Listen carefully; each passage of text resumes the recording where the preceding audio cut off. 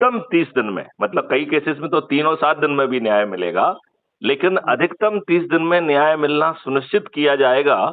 और इसमें जजेज की, वकीलों की, पुलिस की, फॉरेंसिक साइंस एक्सपर्ट्स की संख्या किसी तरीके से बाधा नहीं बनेगी, और 30 दिन में आपको न्याय मिलेगा, जजमेंट नहीं मिलेगा।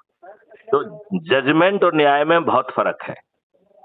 आज जो है आपको जो जजमेंट मिल रहा है 30 साल के बाद, वो जो है आपको न्याय नहीं मिल रहा है, जजमेंट मिल रहा है, उसमें कई बार आपके साथ अन्याय किया जाता है।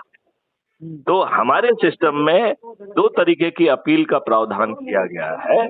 एक अपील है अपील अगेंस्ट द जजमेंट, जब आपको ये लग रहा है कि जजमेंट में त्रुटि है।